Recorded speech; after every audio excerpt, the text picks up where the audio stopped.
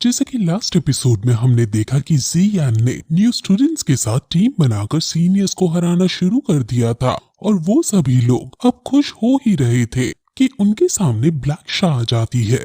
बाईशान भी अब चिढ़ के मारे इनकी टीम को छोड़कर चला जाता है, जिससे जियान की टीम अब और कमजोर हो जाती है। लेकिन जियान हिम्मत ना हारने को कहता है और अब ये लोग ब्लैक शाह से लड़ने लगते हैं। सभी ने अपना अपना ओपोनेंट ढूंढ लिया था और वो उसे हराने की कोशिश कर रहे हैं। जियान लीडर से लड़ रहा है और उन दोनों की लड़ाई बहुत भयानक लेवल की है। जी जूनियर जियान को इस तरह लड़ते देखकर समझ आती है कि जियान इसे संभाल लेगा, लेकिन वो हाउ कुछ कमजोर पड़ता हुआ नजर आ रहा है। जी जूनियर अब अपने ओपोनेंट से लड़ाई करती है और अपनी यूनिक फाइटिंग स्टाइल से वो उसको हरा देती है। वो हाउ जो कि अपने ओपोनेंट से हार रहा था उसे काफी ज्यादा बुरा लग रहा था, इसलिए वो अपने फुल पोटेंशियल में आता है और उस पर अपना अटैक करता है। और हालांकि वो उसे थोड़ा दूर धकेलने में पीछे हो जाता है, लेकिन वो इसमें खुद बहुत ज्यादा घायल हो गया है।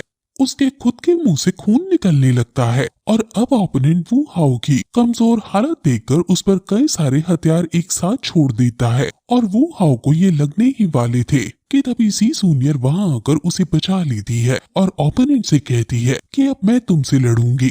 वू हाउ जी जूनियर से कहता है कि इसकी कोई जरूरत नहीं, क्योंकि मैंने अपने अटैक से इसे थोड़ा घायल कर दिया है और अब दोनों मिलकर इसे जल्दी से हराकर दूसरों की मदद करने चलते हैं। अब वो दोनों फिर मिलकर उस पर हमला करते हैं और इन दोनों के कंबाइन अटैक से वो एक बार भी डॉज नहीं कर पाता और घायल होकर गिर जाता है। वहीं हुजी अपने ओपोनेंट से लड़ रही थी और उसे अच्छी टक्कर दे रही थी। न्यू स्टूडेंट्स की टीम जीतती हुई नजर आ रही है। वहीं जियान भी लीडर को अच्छी टक्कर देकर उसे हार की तरफ ले जा रहा है और वो अब उसके आर्मर को भी तोड़ देने में कामयाब हो जाता है। वो जियान के ब्लू हेवनली फ्लेम को देखकर हैरान है और आसपास भी वो अपने लोगों को हारता हुआ देखता है और वो समझ जाता है कि वो इनसे अंत में हारेंगे ही, इसलिए वो अब अपनी हार मान लेता है।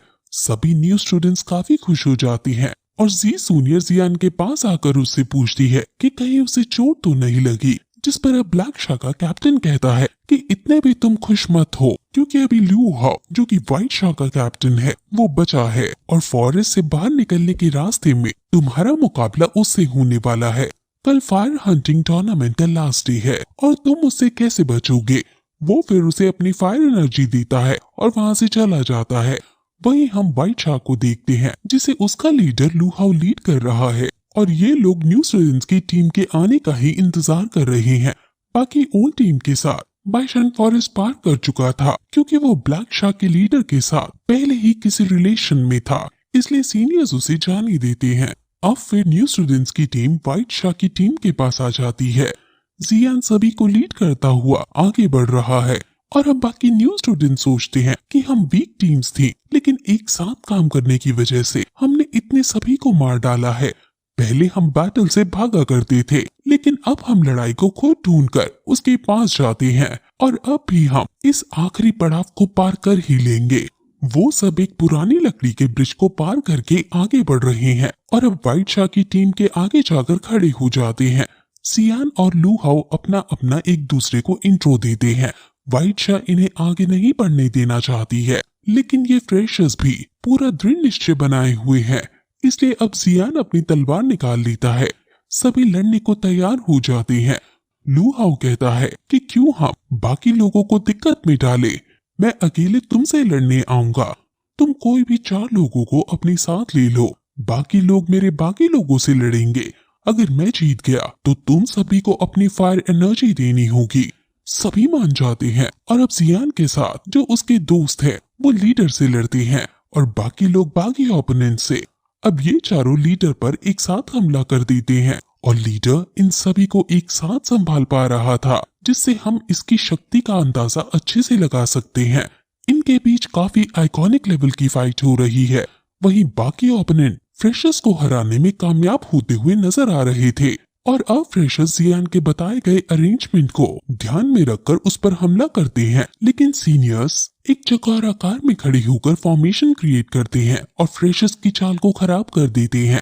वहीं जियान लड़ते लड़ते ब्रिज पर जा पहुंचता है और जियान दिमाग लगाकर लीडर को ब्रिज के दोनों तरफ से घेर लेता है और फिर तभी चारों लोग एक साथ उस पर हमला कर देते हैं और इन चारों की एक साथ एनर्जी से लीडर थोड़ा सा घायल हो जाता है। जियान कहता है कि भले ही तुम स्ट्रॉन्ग फाइटिंग स्पिरिट के योद्धा बन चुके हो, लेकिन हम चारों का अटैक झेल पाना बहुत ज्यादा हो गया है। वो ब्रिज भी थोड़ा टूट गया था और नीचे उसके एक झील थी। लीडर के पास आइस एट्रीब्यूट की पावर है और वो इसका फायदा समझ जाता है और तुरंत ब्रिज तोड़कर अपने साथ सभी को नीचे गिरा देता है। जियान सभी को सावधान होने को कहता है और लू हाओ सबसे पहले आइस एट्रीब्यूट का इस्तेमाल करके पूरी झील को बर्फ में बदल देता है, क्योंकि आइस एट्रीब्यूट वाले योद्धा को पानी के आसपास लड़ना बेनिफिट करता है। और अब वो बर्फ के टुकड़ों से सभी पर हमला एक साथ करना शुरू कर देता है। इन चारों को काफी ज्यादा दिक्कत हो रही है और इससे बचने के लिए जियान उस पर काउंटर अटैक करता है, जिससे उसे रुकना पड़ता है। वो जियान के इस काउंटर अटैक से काफी इम्प्रेस है, लेकिन फिर वो तभी आसमान में एक बोतल सा खोलकर सभी के ऊपर उसमें से बर्फ गिरने लगता है। जी जूनियर शील्ड क्रिएट करके सभी को बचाने की कोशिश करती है और इसमें जी जूनियर को थोड़ी चोट भी लग जाती है और जियान ये देखकर काफी ज्यादा गुस्से में आ जाता है और कहता है कि अब तुम्हें इसकी कीमत चुकानी पड़ेगी। वो अब अपनी फ्लेम को निकालता है और वो भी पर्पल पिल खाकर दूसरी फ्लेम को निकालता है और इन दोनों फ्लेम्स को मिक्स करने लगता है। एल्डस इसकी फ्लेम को देखकर हैरान है, क्योंकि ऐसी पावर उन्होंने पहली बार देखी है, क्योंकि ये पावर सिर्फ हाउ हाई लेवल के योद्धा के पास हो सकती है। अब जियान दोनों फ्लेम्स को मिलाकर बुद्धा लोटस बनाने में कामयाब हो जाता है और सीधे उसके ऊपर छोड़ देता है। लीडर भी उससे बचने के लिए अपनी पावर छोड़ता है और दोनों का अटैक एक दूसरे से टकराता है, लेकिन लीडर हार जाता है और उसको ये अटैक लगने ही वाला था कि तभी वहां एल्डर आकर अपनी शील्ड क्रिएट करके उसे बचा लेता है और अब जियान की टीम को विनर घोषित कर देता है। ये देखकर सभी फ्रेशर्स खुश हो जाते हैं और फिर यही एपिसोड खत्म हो जाता है।